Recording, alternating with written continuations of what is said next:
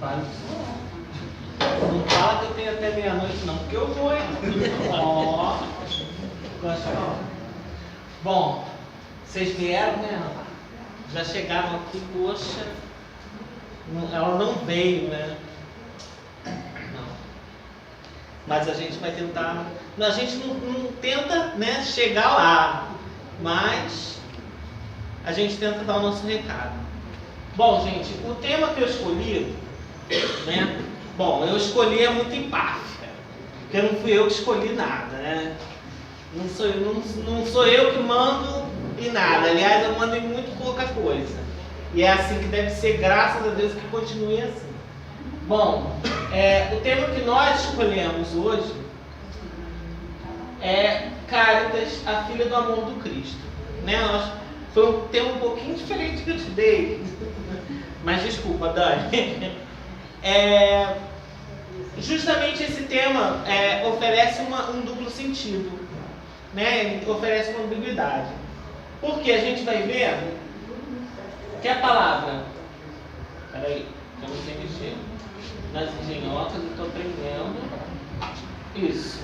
Caritas quer dizer caridade, né? Uma palavra que vem do latim. E a palavra, né? Então, mas só que essa palavra ela veio para o português. Né? O curioso é que a palavra caridade, devido às traduções da Bíblia, né? Que a gente sabe que a Bíblia primeiro foi traduzida por Jerônimo, foi traduzida por latim, aquele latim chamado Vulgata, que era um latim que era falado, não era um latim falado pelos romanos mais letrados, não era um latim que era um latim, vamos dizer assim, literário, não é um latim dos grandes poetas, tá certo? Ele traduziu para Vulgata, que era o quê? Era o latim que ele falava. Né? Era um latim mais tardio, não é um latim do século I, século de ouro da poesia romana. Então, essa palavrinha, ela veio e foi trazida para a língua portuguesa. Tá? Depois a gente vai entender por quê. Vai ter uma parte aí. E aí a gente tem a palavra caridade. Então, quando a gente fala que ela é filha do amor do Cristo, a gente está querendo dizer quase a mesma coisa, né? Porque Cristo, toda a moral do Cristo, né? Toda a teologia cristã, ela está envolvida, né? Ela está imersa em caridade. Né? Então, se a gente for pensar, todas as leis, né? Todas as leis, quando a gente vê na codificação espírita, quem já estudou o ESD vai ver lá, né, o livro 2 do ESD, que são as leis morais. Todas as leis morais, elas vão passar por qual lei? Pela lei do amor. Do amor, da caridade e da justiça. E aí, quando a gente estuda lá no último módulo, a lei do amor, da caridade e da justiça, a gente vai ver o quê? Que amor, caridade e justiça são quase sinonímias. São quase palavras sinônimas. E amor e caridade são sinônimos. Tanto que do grego para o português, você pode traduzir a palavra. Se você traduzir do grego, traduzir para amor, traduzir para caridade, vai dar no mesmo. Né? Paulo tem lá aquela máxima. Se eu falasse a língua dos anjos, sem amor eu nada seria. Né? Nós poderíamos traduzir, sem caridade eu nada seria. E o que seria a caridade? O que seria o amor? A caridade, na verdade, é o quê? O amor desinteressado. O que é o amor verdadeiro? Né? É a ternura desinteressada, mas não só a ternura. É o cuidado, é o respeito. Envolve uma série de outras características, outros atos morais, que a palavra amor engloba. E a caridade engloba o amor também. Então, ou seja, ela vai passar para o português com um significado muito maior. Né? O amor foi muito banalizado na nossa língua, porque ele acabou sendo usado em vários momentos e aplicado em várias situações em que ele provavelmente tenha sido desviado do seu significado. Já a caridade nem tanto. A caridade não teve muito do seu significado, né? Então a gente vai ter em português, lá a caridade continuou tendo muito do seu, vamos dizer assim, preenchimento semântico. Isso é papo de professor de português, mas nesse momento serve pra gente. Então, as origens do vocabulário são essas, tá certo? Veio do latim, né? E quer dizer o quê? Amor gratuito, sem pensar em receber em troca. Quando Cristo curava, não pensava em receber em troca.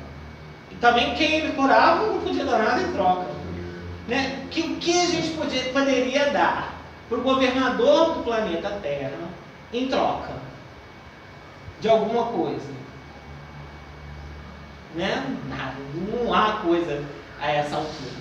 Então, isso é a caridade, tá certo? Eu aponto para lá, né? Então, a gente vai ver como que a Caritas chegou aos nossos tempos. Então, a palavra Caritas, ela chega aportuguesada, porque ela tem um acento agudo, esse acento agudo não existe em latim, tá? E ela chega até como uma organização social ligada à Igreja Católica, que é a Caritas do Brasil, né? Que atende pessoas... ela atende pessoas que estão em situação, por exemplo, refugiados. A Caritas é quem está ajudando essas pessoas. Tá? É o órgão da Igreja Católica que ajuda essas pessoas diretamente. Então arruma intérprete, arruma abrigo, né? E ela vem de uma palavra Caritas Christus urget-nos, que quer dizer o amor de Cristo nos impulsiona. Tá certo? Ou o amor do Cristo nos é urgente. Ou seja, ele nos é emergencial. Fazer a vontade do Cristo é emergencial. O amor do Cristo é emergencial. Né? E não, por coincidência, depois a gente vai ver isso, ela surgiu em 1897. Né? São datas, tudo que diz respeito à segunda metade do século XIX é muito importante para nós que estudamos a codificação kardeciana. Né? Então, o nome Caritas, ele também foi utilizado por um espírito, né? E também por um órgão religioso católico.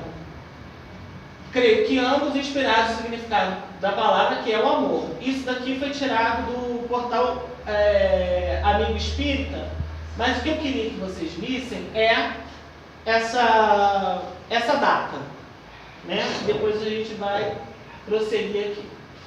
Bom, agora a gente vai falar dessa outra pessoa, desse espírito que se tornou uma pessoa. Houve um espírito chamado, que tinha outro nome, né? E a gente lá, lendo o Evangelho segundo o Espiritismo, a gente vai ver que tem mensagens no capítulo 12, eu acredito que não seja o que a mão esquerda, eu não tenho lateralidade, tá, gente? Então, não seja o que a mão direita não veja o que a esquerda faz, é isso? Então tá, acertei, ó. Para quem não tem lateralidade, tudo bem. Então, que a mão direita não veja o que faz a esquerda, tá certo? Ou vice-versa. E de mim não, Pedro. Uma das duas, né? Então, mas é o capítulo 12, o númerozinho eu sei. Então, no capítulo 12 a gente vai ter lá esse espírito dando comunicações. E é muito precioso porque muitas vezes a gente abre as obras da codificação e passa muito batido nessas questões, né? Desses espíritos que dão a comunicação dentro das obras da codificação. Codificações muito preciosas, porque cada parágrafo ali quer dizer muita coisa. Porque são espíritos que já adquiriram uma habilidade de síntese muito grande. Então, às vezes, numa linha, a gente lê tanta coisa, gente. A gente tira tanta coisa, né? E às vezes são coisas que podem nos tocar de tal forma, né? Então a leitura da codificação diariamente é muito enriquecedora, né? Então a gente vai ver mensagens assinadas por esse espírito, caritas ou carita, tá? E às vezes, em algumas traduções, caridade, depende da editora que você está lendo. A gente vai ver Irmã Rosália, que também assina muito. Adolfo Bispo de Argel, que também assina muito, né, nesse capítulo e em outros, né? Fora os outros, né? Erastos com as notas de esclarecimento. E vamos ver muitos outros. Nesse capítulo se destacam esses três que eu falei. E a Caritas com mais de uma mensagem, tá? E ela é a amiga dos pobres. Na codificação, a gente vai, nós vamos vê-la no Evangelho segundo o Espiritismo, né? Com esse significado, ou seja, esse amor gratuito, ela vai falar no capítulo 12, item 13, ela vai tomar uma feição mais carinhosa e meiga e vai falar também da questão da beneficência. E ela vai e faz um trocadilho com esse próprio nome que ela assume. Chamo-me caridade, ou seja, chamo-me caritas. Sou o caminho principal que conduz a Deus. Segui-me, que eu sou a meta, a que vós todos deveis visar. Fiz nesta manhã um passeio habitual e com o coração magoado venho dizer-vos: ó meus amigos, quantas misérias, quantas lágrimas, e quanto tendes de fazer para secá-las todas. Inutilmente tentei consolar as pobres mães, dizendo-lhes ao ouvido: coragem, há corações bondosos que velam por vós, que não vos abandonarão. Paciência, Deus existe, e vós sois as suas amadas, as suas eleitas. Então a gente vê que ela vai usar uma metáfora, ela vai se colocar com um nome, né? Ela vai personificar a caridade, né? E vai contar uma historieta, como se ela sai, mas só que vejam bem e percebam que este espírito vai usar o diálogo. Ela procura usar o diálogo. A maior caridade que ela pode fazer por alguém é o diálogo. E ela continua, né? Aos espíritos que têm fome, às pessoas que têm o coração partido, e ela continua, né? E ela segue, né? Dentro dessa metáfora, né? Vi pobres velhos sem trabalho, né? Isso não parece com alguma coisa que a gente vê por aí, quando a gente anda de ônibus, não sei, quando a gente sai de casa, né? De manhã, de tarde, de noite, o tempo inteiro. Mais atual que a mensagem dela, eu não vejo, né? Pessoas a implorar a piedade dos passantes, e ela, com o coração empolgado de compaixão, se fez mendiga para eles, né? Para estimular a beneficência dos corações generosos e compassivos. Ou seja, ela tenta inspirar nos outros que passam sem dar a mínima para aquelas pessoas que sofrem, num segundo momento aqui, inspirar vibrações de compaixão nas pessoas que estão ignorando os pobres, as pessoas que sofrem, né? E aí ela vai falar: eis porque venho até vós, meus amigos, e vos digo: lá embaixo há infelizes, cuja cesta está sem pão, a lareira sem fogo, o leito sem cobertas. Não vos digo o que deveis fazer. Deixo a iniciativa aos vossos bons corações. Pois se eu vos ditasse a linha de conduta, não teríeis o mérito de vossas boas ações. Eu vos digo somente: sou a caridade, e vos estendo as mãos pelos vossos irmãos sofredores. Né? E assim, ela termina ela está terminando aqui, né? Está concluindo uma das mensagens que ela dá a Kardec, né, que ela dá ao médium, né, e ela vai falando aqui,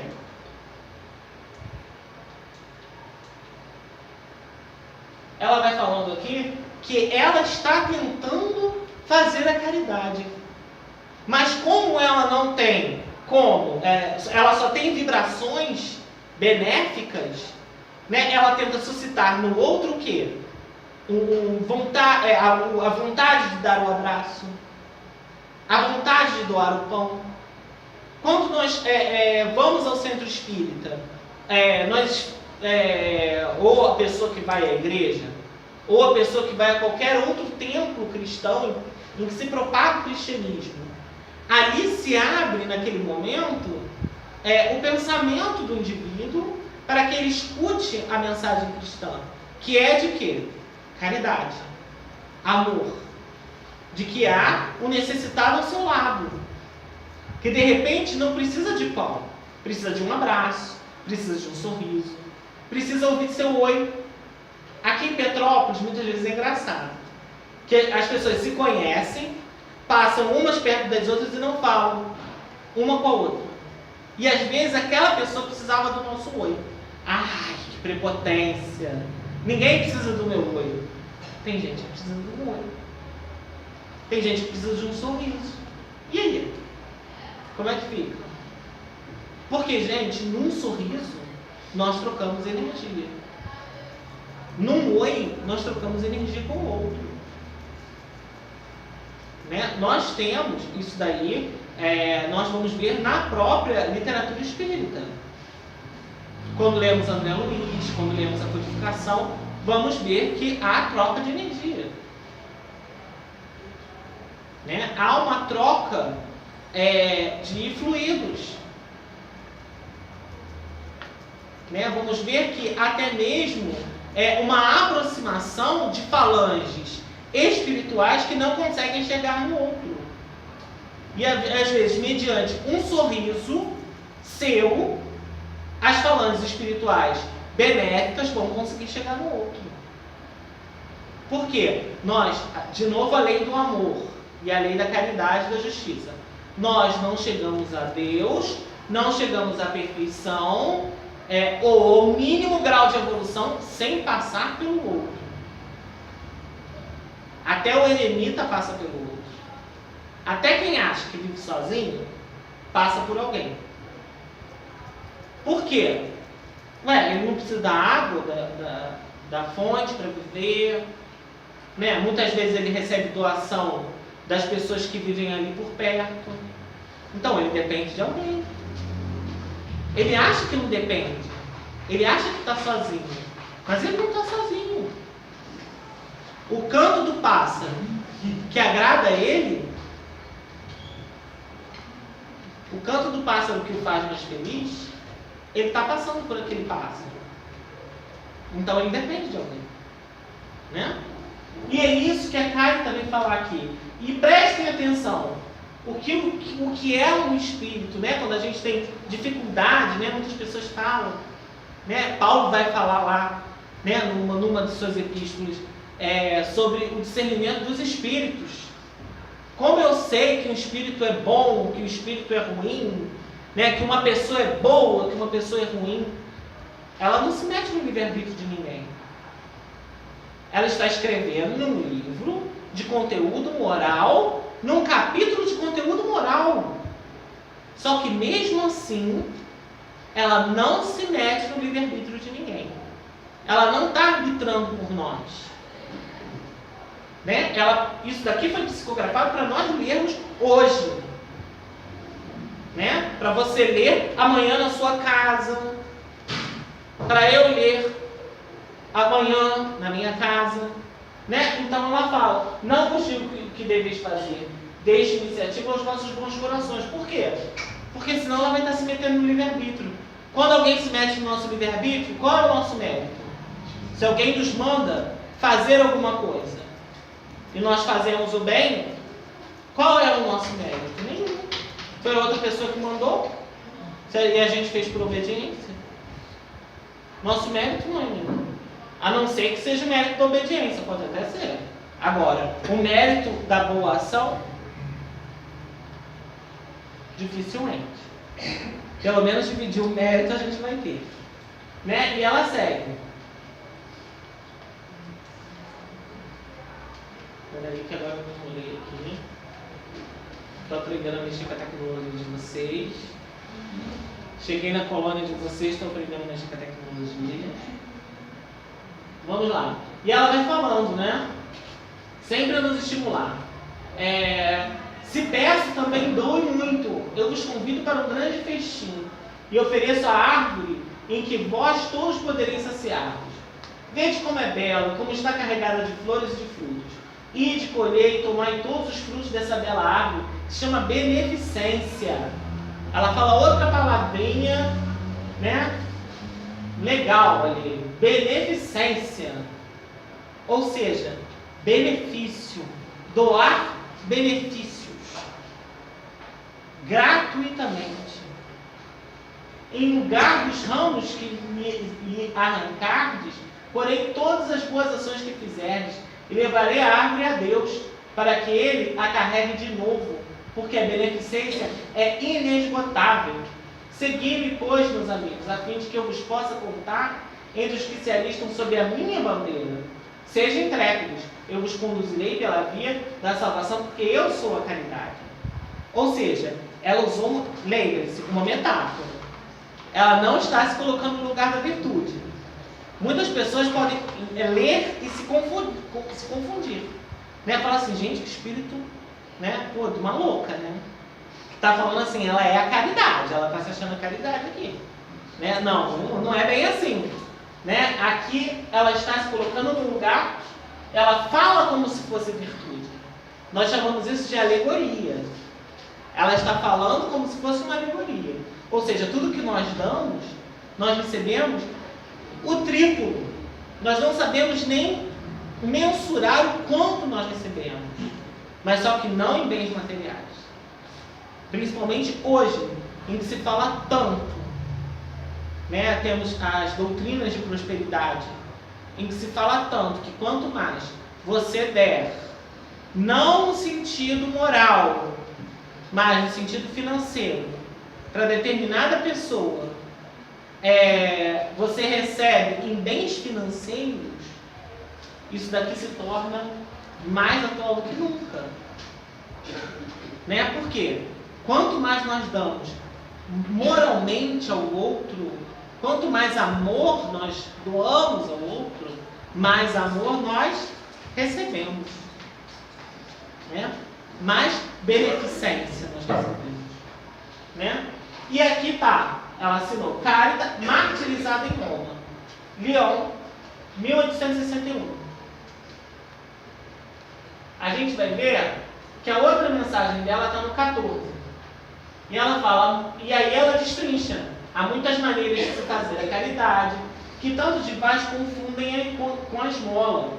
E aí se vai falar da esmola, porque era um costume muito comum. Ela está falando, o Evangelho segundo o Espiritismo fala para todas as épocas e para a França do século XIX. Né? Então tem gente que achava, e ainda acha, que dar esmola tá bom. Né? Joga 20 centavos na cara do mendigo e fez a caridade do dia. Né?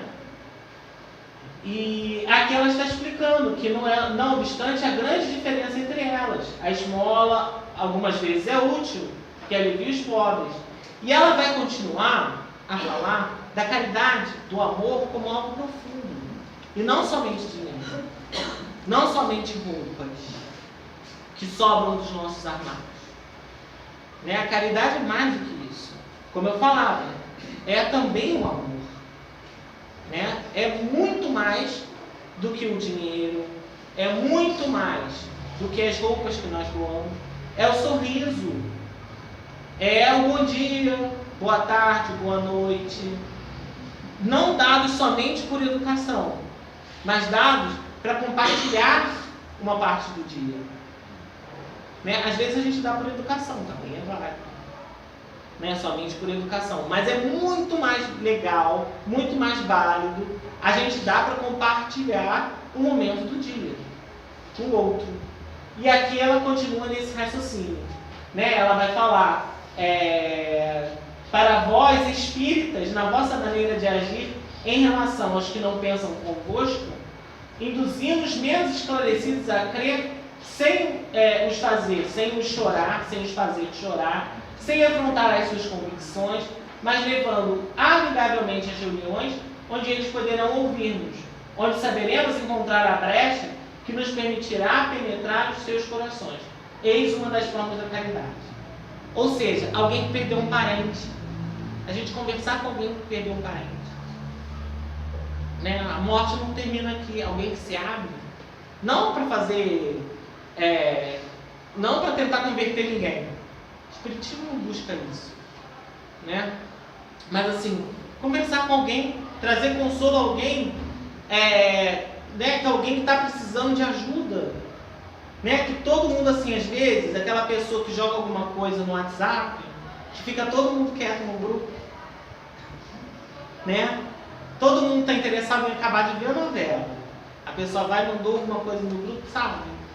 Ninguém está afim de conversar, né? E aí, às vezes, você vai lá e chama a pessoa, o que está acontecendo? Você está bem? Eu posso te ajudar em alguma coisa? Isso é oferecer conforto. Isso é caridade. Né? E é isso que ela está falando aqui. Né?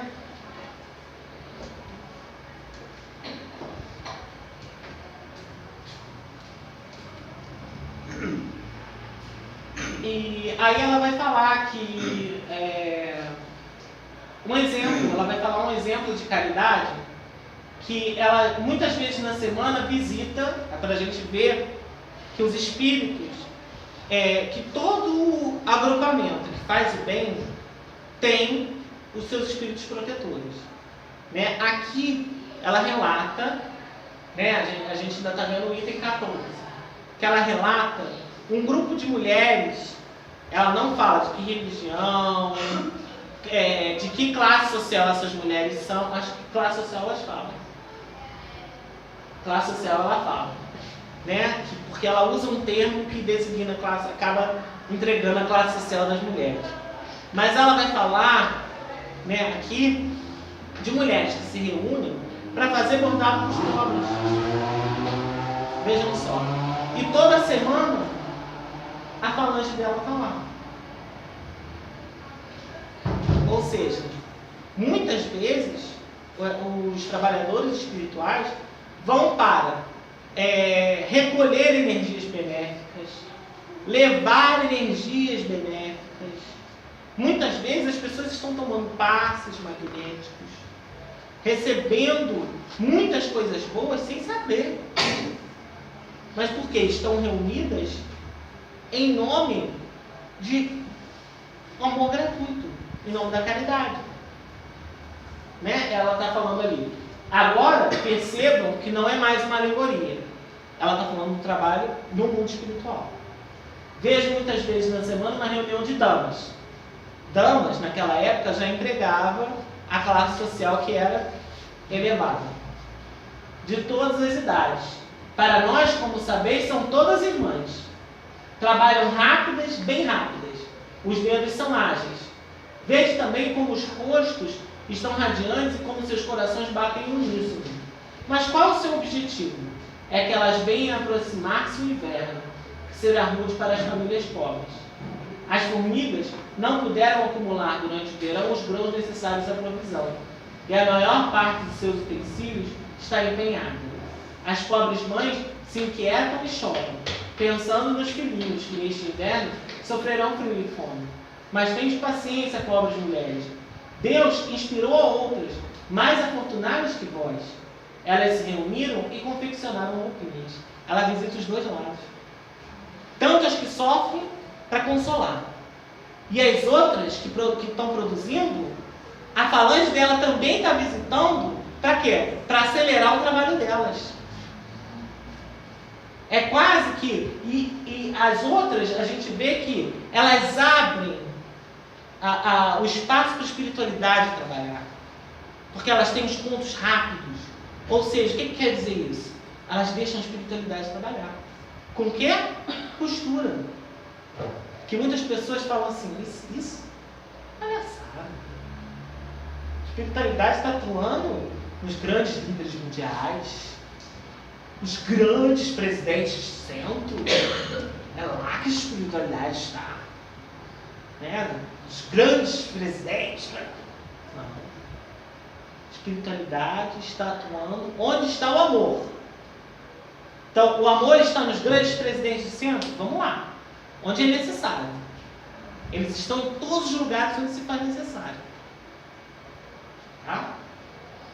E aí ela fala, depois de um destes dias, quando a neve tiver coberto a terra, e murmurar dizendo, Deus não é justo, pois é esta a expressão comum dos vossos períodos de sofrimento, então vereis aparecer um dos enviados dessas boas trabalhadoras, que se constituíram em operárias dos pobres. Sim, era para vós que elas trabalhavam assim. Nossos murmúrios se transformarão em bênçãos, porque no coração dos infelizes o amor segue de bem perto o ódio. Ou seja, o coração dos infelizes muitas vezes não sabe nem discernir, né? Porque estão infelizes. O amor e o ódio são limítrofes. Então, assim, muitas vezes a revolta, né, é muito grande até o amor chegar. Quando o amor verdadeiro chega, essa revolta vai embora. Né? Porque é a revolta de se sentir esquecido. E aí, ela já está dizendo como vai ser o inverno. Porque todo ano é do mesmo jeito. E todo ano elas acompanham esse trabalho. E ela vai e relata aqui no Evangelho segundo o Espiritismo. Como todas as trabalhadoras necessitavam de encorajamento, veja a comunicação dos bons espíritos lhe chegarem de todas as partes. Os homens que participam desta sociedade oferecem tanto o seu recurso, fazendo uma dessas leituras que tanto agradam. E nós, para recompensar o zelo de todos, e de cada um em particular, prometemos a essas obreiras laboriosas uma boa clientela, que as pagará em moeda sonante de bênçãos. A única moeda que circula no céu, assegurando ainda, sem medo de nos arriscarmos, que essa moeda não lhes faltará. Ou seja, as boas vibrações. É só isso que eles têm. Né? Ou seja, ela é pobre. Ela é a caridade. Né? Ou seja, os amigos espirituais representam o amor de Cristo. Eles são a caridade. A caridade é pobre. Né? Nós que temos, a gente acha que quando eu ganhar na loteria, eu vou ajudar alguém. Ah, eu vou ajudar. Vou dar 2 mil reais. Vou ganhar 2 milhões. Vou lá, 2 mil reais. A caridade. Quando eu ganhar na loteria, quando eu ganhar na Mega Sena, né? E a gente está vendo ali, ó, que a moeda está circulando. A moeda espiritual está circulando. Né? Isso é para fazer a gente pensar. Né? Quantas vezes a gente pega esse evangelho, lê e não para, mas isso é normal. Né? Esses momentos de para Pedro são para Pedro. Vamos ler o evangelho. Conhece para Pedro? Pedro para? Esse Pedro é uma parada? Sem piada do nosso presidente.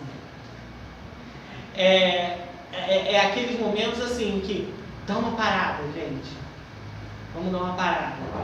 Fazer uma leitura mais acurada desse pedacinho aqui. Né? É isso que é legal, assim, quando a espiritualidade faz isso com a gente, né? E a gente vai ver assim, uma outra façanha que esse Espírito nos concedeu, né? Uma outra façanhazinha que esse Espírito fez, né? Que é o presente de um amigo, que é a prece de Cáritas. Todo mundo conhece a prece de Cáritas aí? Então, a prece de Cáritas. Ela é a autora da prece de Cáritas, né? E principalmente os mais antigos, os mais experientes, conhecem a prece de Cáritas, né? E é uma prece maravilhosa, né? Maravilhosa. E ela nos concedeu esse presente, né? Que é a prece de Cáritas. E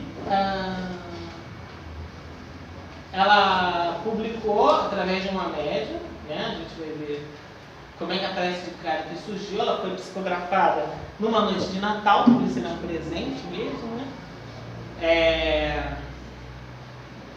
Ela veio nas irradiações da vida espiritual através de uma médium francesa, Madame Reio, acho que eu falei certo, é por aí, né? O nome em português é meio feio, né? Então assim, veio em 1873 e ela lançou nesse livrinho aí. Era uma espírita daquelas primeiras levas, né? De Kardec. Era uma médium daquele período. Então, foi editado esse livro, chegou ao Brasil pelo Wallace Leal, e aí é que tem as duas versões do nome dela, Carita e Caritas, porque em belga é Carita, e aí foi traduzido Carita. Do francês é Caritas, e aí foi traduzido Caritas, tá? Mas porque o francês é uma neolatina como o português, e o belga não é uma neolatina.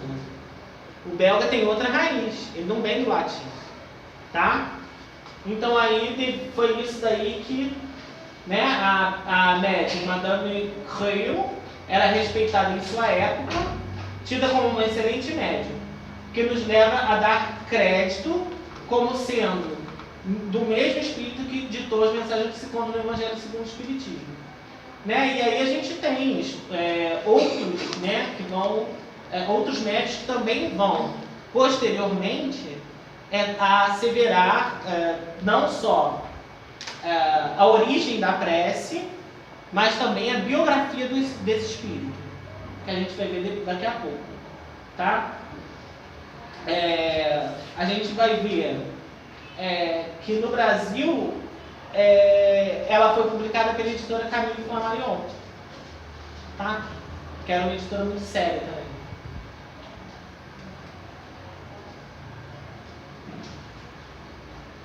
E aí eu convido a vocês, eu vou fazer uma leitura da prece, né, para a gente elevar um pouco o nosso pensamento e aproveitar a vibração que essa prece traz. Deus nosso Pai, que sois todo poder e bondade, dai força àqueles que passam pela provação, dai luz àquele que procura a verdade, ponde no coração do homem a compaixão e a caridade. Deus, dai ao viajor a estrela guia, ao aflito consolação, ao doente o repouso. Pai, dai ao culpado o arrependimento, ao espírito a verdade, à criança o guia, ao órfão o pai. Senhor, que vossa bondade se estenda sobre tudo o que criaste. Piedade, Senhor, para aqueles que vos não conhecem, esperança para aqueles que sofrem. Que a vossa bondade permita aos Espíritos Consoladores derramarem por toda parte a paz, a esperança e a fé. Deus, um raio, uma faísca do vosso amor pode abrasar a terra. Deixai-nos beber das fontes dessa bondade fecunda e infinita, e todas as lágrimas secarão, todas as dores se acalmarão. Um só coração, um só pensamento se irá até vós, como um grito de reconhecimento e de amor. Como Moisés sobre a montanha, nós vos esperamos com os braços abertos, ó bondade, ó beleza, ó perfeição, e queremos de alguma sorte merecer a vossa misericórdia. Deus, dai-nos a força de ajudar o progresso, a fim de subirmos até vós. Dai-nos a caridade pura, dai-nos a fé e a razão, dai-nos a simplicidade que fará de nossas almas o espelho onde se refletirá a vossa divina imagem. Assim seja. Né? O quanto que nós vemos da carta do Evangelho segundo o Espiritismo nessa prece. Não é mesmo? Se a gente for analisar linha por linha todos os pedidos que ela faz, cada apelo que ela faz no Evangelho segundo o Espiritismo, está aí. Os órfãos, as viúvas. Tudo que ela fala no Evangelho, ela fala aí.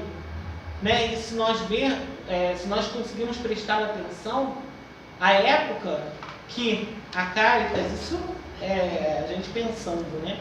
A época lá que a Caritas católica foi criada, é a mesma época em que ela estava dando suas mensagens. Né?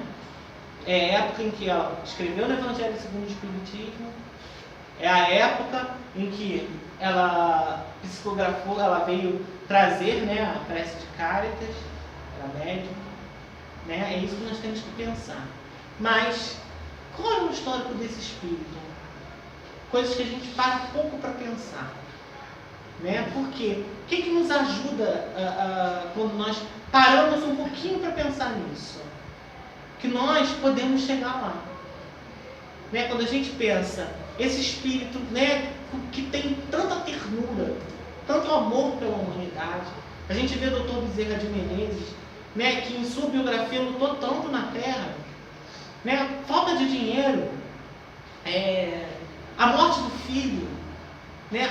Casos de obsessão dentro da família. A gente vê o caso do Chico, né? Espíritos de tão alto grau que sofreram tanto na Terra, né? Que sofreram seus reveses e foram tão felizes, tiveram seus amores, tiveram suas superações, né? Isso nos ajuda.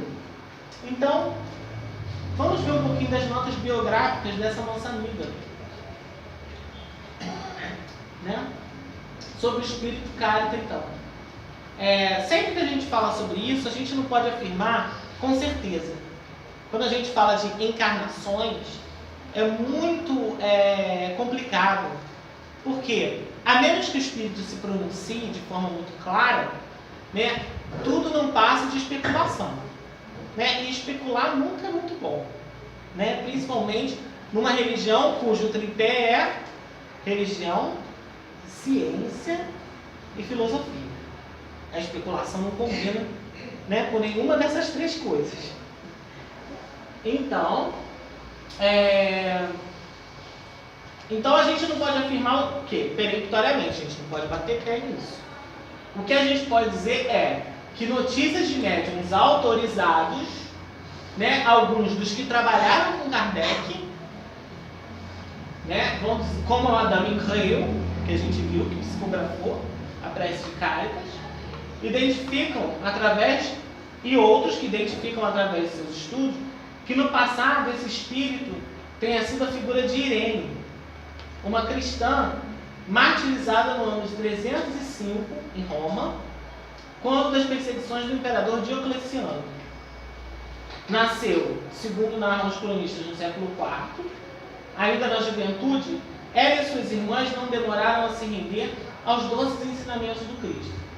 A gente vê um ícone antigo aqui, ela e as duas irmãs, né? Bem como o irmão faz aqui, né? As duas irmãs tapando uma, bem coisa de irmão. Diocleciano, ele foi um dos mais ferozes imperadores romanos na perseguição dos cristãos. Depois do Nero, é claro, né? Porque o Nero não foi morto. Então, ele proibia, além dos cultos ligados ao Cristo, que as pessoas portassem ou guardassem escritos de conteúdo ligado ao cristianismo. Isso incluía o quê? Os evangelhos, porque não existia a Bíblia, né? Era o quê? Eram os evangelhos, né? A gente tinha o quê? Manuscritos, nós tínhamos pergaminhos, as cartas de Paulo, que o pessoal ia copiando, as cartas de Pedro, que o pessoal ia copiando, né? A gente tinha pergaminhos, cartas, né? Testemunhos, mas não existia a Bíblia, o Novo Testamento todo juntinho, os evangelhos canônicos, né? Não se pode falar de um cristianismo, né? Existiam várias correntes do cristianismo, tá? Irene foi acusada de possuir livros proibidos e por isso mesmo foi condenada à fogueira, enquanto suas irmãs foram degoladas em sua frente, porque elas não negaram o Cristo. Ou seja, a pena para os cristãos era muito grande, Né? A gente vai ver lá nos livros do Emmanuel como que a pena era pesada para aqueles que não negavam o Cristo. Né? Um dos exemplos, Joana de Cusa, né? Nossa Joana de Ângeles, né? Teve uma pena pesada também. Posteriormente, ela foi canonizada junto com suas irmãs pelo catolicismo e veio a ser conhecida como Santa Irene. Isso para os espíritos não faz diferença nenhuma, né? Se ele depois de muito tempo ele é considerado, né? Geralmente é depois que se acha a ossada, isso depois de muito tempo que foi existir a Igreja Católica, né? Depois de séculos. Então isso para os espíritos faz muito pouca diferença, né? Então, nós continuamos lá. Para que ela não fosse queimada, ela tinha que entregar tudo o que tinha. Mas o que acontecia? Elas usavam esses livros, esses pergaminhos, era muito difícil conseguir, e elas usavam para evangelização. Né? Elas usavam para dar uma palavra de consolo para as pessoas. Tá? Roma, nessa época, era a capital do mundo. Tá? Era mais do que Nova York. Ou né, o que hoje se diz que Nova York é a capital do mundo. Era mais do que Nova York. Ou seja, porque lá não era maior do que Nova York, é óbvio, mas era porque lá era onde acontecia tudo. E elas estavam no olho do furacão. Então, elas precisavam do Evangelho para poder difundir a doutrina cristã.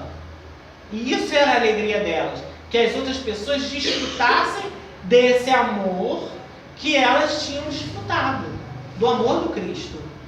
Tá certo? Então, Irene, as duas irmãs Ágape e Quíonia pertenciam a uma família pagã, só que essa família tinha muito dinheiro. Pagã, quando a gente diz, né, é uma família que não pertencia ao cristianismo, pertencia a alguma religião qualquer, ou uma religião, qualquer religião pré-cristã, tá? Isso seria o paganismo.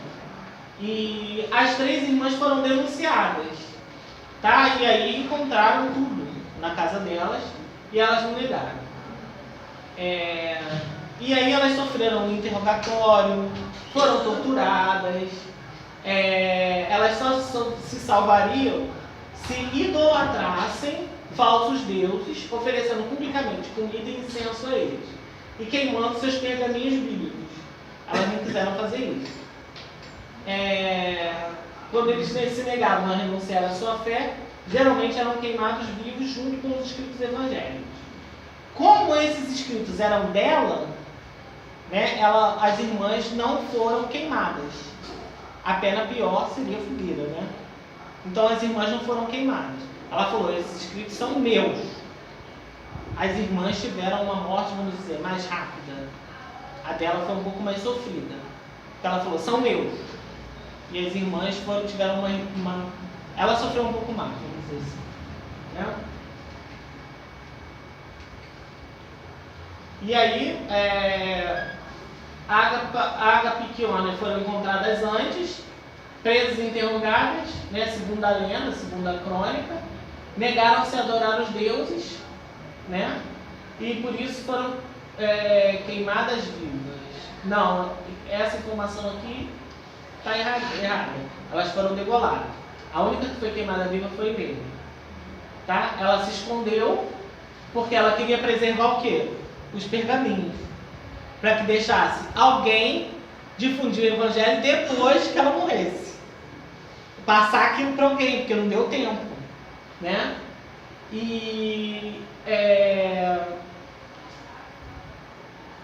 Mas acabou que a pena dela foi pior. Ela foi levada a um prostíbulo, que eles também faziam isso com as cristãs. Né? Como elas coadunavam com a moral sexual dos romanos na época, levavam a prostíbulos, essas coisas. Né? Lá, porém, por uma graça, ninguém a tocou. Irene foi então submetida a interrogatório, manteve firme em sua profissão de fé. ela emitia, ainda encarnada, ela emitia energias tão sutis que ninguém teve coragem de tocá-la. Né? Ela estava no prostíbulo, sendo para ser justamente torturada, violada pelos homens que ali estavam, para ser vilipendiada. Só que ninguém teve coragem de tocá-la. E sempre que a interrogavam, ela passava pelos interrogatórios. Né? A gente vai ver a mesma coisa que vai acontecer com médiuns desse período. Né? Por exemplo, Catarina de Alexandria, que é chamada de Santa Catarina de Alexandria, Cecília, que é chamada de Santa Cecília, Inês, que é chamada de Santa Inês, que era uma menina de 12 anos, que respondia tudo. Né? Então a gente vai ver muitos espíritos que reencarnaram nesse período, né, que tinham essa vibração tão alta, que era justamente um período que a gente vai ver em Emmanuel, que é um período para que o cristianismo se mantesse firme. Né? Era um período em que o cristianismo precisava se manter com um moral alto, para que depois se perpetuasse. Então esses espíritos muito fortes reencarnaram nesse período, né? Com muito afã pelo Cristo, se reencarnaram nesse período. Né? Então ela foi condenada pelo governador, expuseram na vergonha pública, etc. Né? O culto a Santa Irene ainda é muito intenso no Oriente e no Ocidente e se perpetuou até nos nossos dias pelo seu lendário exemplo de Santa Marta, bem como pela tradição de seu nome, que em grego significa paz. E é muito difundido em todo o planeta, principalmente entre os povos cristãos, apesar de não existirem quaisquer comprovação destas lendas pela ciência. Não precisa, porque isso se trata de crônica. E quando a gente fala de crônica, não se fala de ciência. Né? Muito do que se fala, às vezes são lendas, sim, mas entre as crônicas é muito comum, são muito parecidas essas crônicas, e realmente há comprovação científica, entre aspas, histórica, de que os romanos realmente faziam isso com os cristãos. Né? Então, isso não tem discussão. Né? A festa acontece em 5 de abril, para a Igreja Católica, porque ela morreu no ano 304.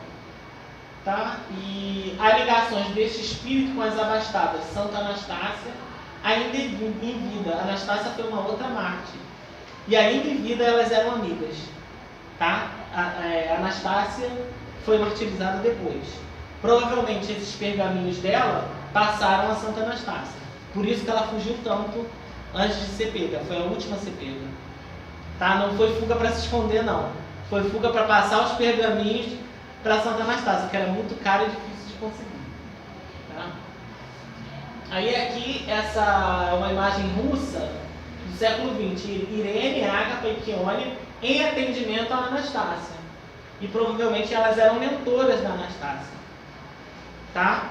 Ajudaram a converter essa jovem também ao cristianismo.